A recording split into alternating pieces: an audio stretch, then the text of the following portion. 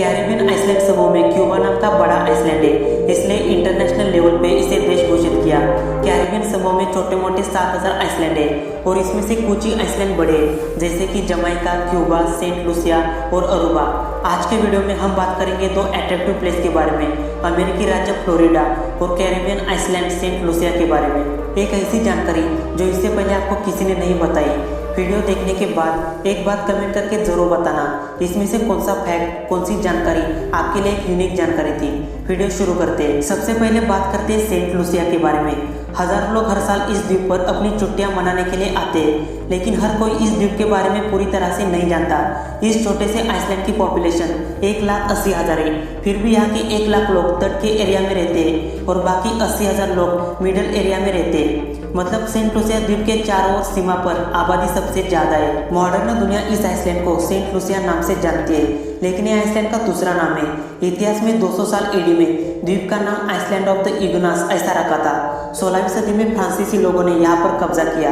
इतिहास की बात की जाए तो यहाँ के 85% लोग अफ्रीकन वंशज माने जाते हैं और 15% लोग फ्रेंच, अंग्रेजी और कुछ इंडियंस भी है। नॉर्थ अमेरिका के करीब वाइनवार्ड आइसलैंड समूह है और सेंट लूसिया इनमें से दूसरा सबसे बड़ा द्वीप है। साल 1663 से 1667 के बीच इंग्लैंड ने इस आइसलैंड पे कब्जा किया। उसकी वजह से यहाँ के लोगों में हमेशा तनाव रहता था। कुछ सालों बाद अंग्रेजी लोग चले गए, लेकिन फिर से साल 1814 में इंग्लैंड ने कब्जा किया। लेकिन कई बार इंग्लैंड से नियंत्रण छूट जाता था, इसलिए उस समय आइसलैंड को Helen of the West Indies ऐसा भी नाम दिया था।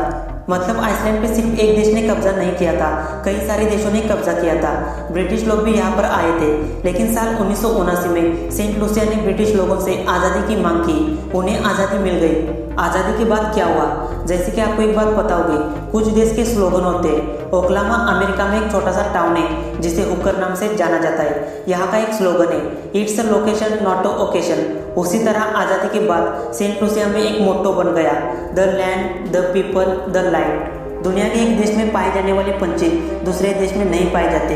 उसी तरह इस आइसलैंड पे सेंट लूसिया पैरट पाया जाता है, जो बाकी दुनिया में कहीं नहीं पाया जाता। लेकिन यहाँ का तोता लोगों के लिए इंटरेस्टिंग होने की वजह से लोग इसको पकड़ के घर में रखने लगे और हर साल बड़ी मात्रा में पेड़ की कटाई की जाती है, जिसकी वजह से जंगल का विनाश हो रहा था। इन पंछियों का रहना मुश्किल हो गया, ऊपर से इनकी आबादी कम हो गई। इस तोते को बचाने के लिए वहाँ की सरकार ने Iceland wide people awareness project शुरू किया। साल 1970 में पंछियों की आबादी कम हो गई थी, मतलब 1000 पंछी कम हो गए थे। लेकिन इस प्रोजेक्ट की वजह से पंछियों की आबादी बढ़ गई, लोगों में काफी जागरूकता बढ़ गई और आज साल 2020 में इनकी आबादी एक सही आबादी समझी जाती है। कई दशकों से इस आइसलैंड पर गन्ने का उत्पादन किया जाता था, लेकिन साल 1964 में यहाँ के लोगों ने केले का उत्पादन करना शुरू किया। गन्ने का उत्पादन सबसे ज्यादा होता था, लेकिन केले का नहीं। साल 1964 में अचानक से बनाना प्रोडक्शन बढ़ गया और गन्ने का कम हो गया और फिर से गन्ने का उत्पादन कभी नहीं बढ़ गया।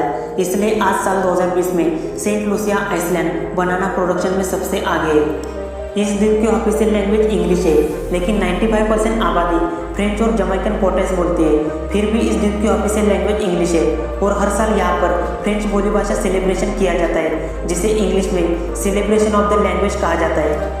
माउंट किमी यहाँ का सबसे बड़ा पहाड़ है, जिसकी ऊंचाई 3000 फीट से भी ज़्यादा है। बाकी कैरिबियन आइसलैंड की तुलना में सेंट लूसिया में सबसे ज़्यादा पहाड़ है और भविष्य में यहाँ पर सक्रिय ज्वालामुखी काफ़ी मात्रा में पैदा हो सकते हैं। इस द्वीप के बारे में आखिरी फैक्ट्स मैं आपको बताता हूँ। हर साल यहाँ पे 3,50,000 से भी ज़्यादा लोग घूमने के लिए आते हैं और इनके लिए द्वीप के लोगों की तरफ से मछली पकड़ने का उद्योग भी अट्रैक्टिव पॉइंट बनकर रह गया।